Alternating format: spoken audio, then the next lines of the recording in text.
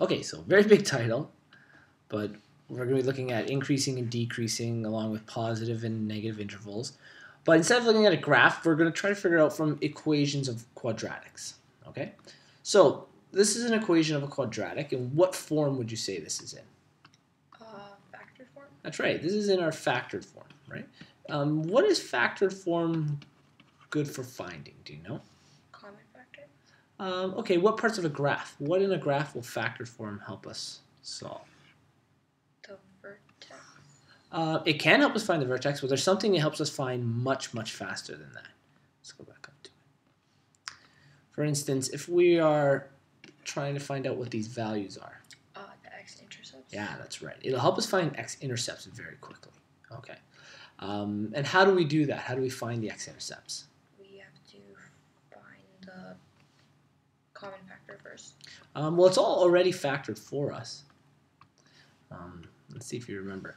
An x-intercept is when y, or f at x, is equal to what value? When we're along this line, what is y equal to? So if I were to give you this coordinate, that coordinate would be x as 4, and what would the y value be? 0. 0. So in other words, anytime we're on there, it's when y is equal to 0. So, with that being said, that means f at x, which represents y, we're going to set it equal to 0. So we get 2x plus 8 and x minus 6.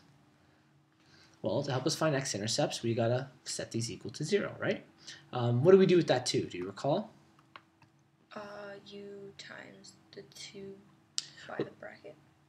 We can, but that's counterintuitive. We imagine we went from standard form and now we're in factor form. So we're trying to isolate x. So we want to get all the numbers to the other side. So if we want to move to the other side, what would we have to do? Because it's technically multiplied by. Make that a negative? Not negative. What's opposite of multiplication? Division. Yeah. So we'll have to divide. We'll divide both sides by 2. What is 0 divided by 2? 0. 0. And what is our 2 divided by 2? 1. Yeah, 1. They essentially cancel out. So we're now left with 0 is equal to x plus 8 and x minus 8. Okay? So from here, we know that in order to get 0, you have to multiply by 0. In other words, one of these brackets must be 0. So we test both. We break the equation. Is this so familiar? Not really. No? Okay. This is how we find x-intercepts from factored form. So x is equal to, so x plus 8 is equal to 0, and x minus 6 is equal to 0. This helps us find our x-intercepts. When I move 8 over, what does it become? Negative. Yeah, negative 8. So one of the x-intercepts is at what value? Negative 8. Yep, one is at negative 8. And the other one? Positive 6. That's right. And move it over, it becomes positive 6. X equals 6. So, and this one's not going to really fit on our graph here. This is fine. What's important here, and especially if you're finding positive and negative intervals, okay, positive and negative intervals, and that's when we're talking about when the graph is above the x-axis, it's positive, and when it's below, it's negative. Which way is this graph opening? The a value usually tells us that. Up. Up. So we know we have something that does this. We don't know exactly where, but we know it does that. How does that help us with positive and negative?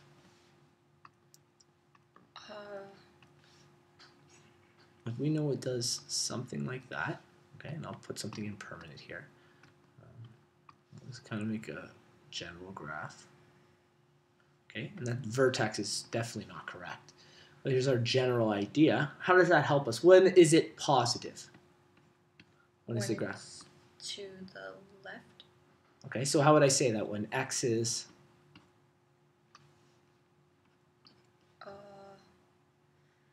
Greater than? When it's greater than negative 8, so that when we're in this value? Less than. Less than. So when x is less than negative 8.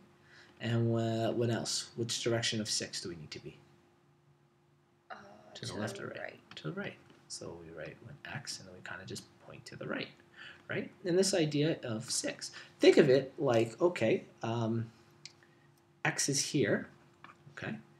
And we know that we're technically to the right, so it's pointing this way and pointing this way of -8 and 6, okay?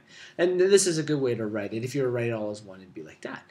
And we know that we're negative in between this little interval here, right? We know we're negative, and let's write them as singles first. When x is what in reference to -8? Which direction? To the left. To the left it's negative? No, to the right. To the right. Yeah. Okay, so it's pointing to the right of -8. And then, same idea, when x is which direction of 6? Left.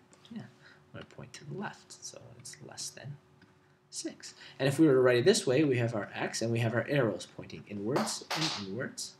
It's okay, grab it, of 6 and -8.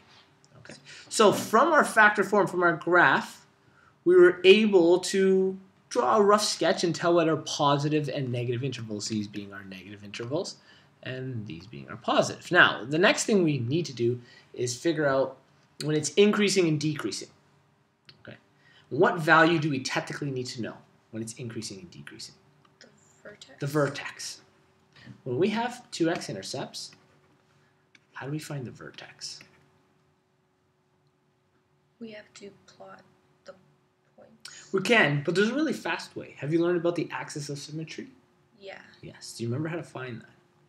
No. No? That's okay. So let's go through it. Very honest.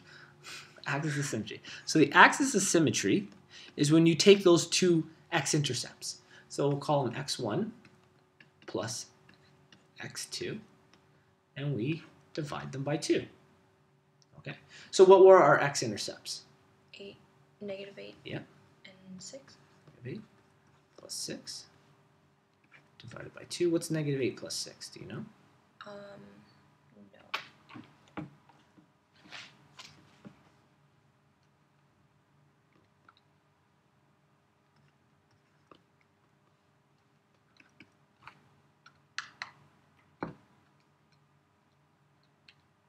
-2. Yep. And -2 divided by 2?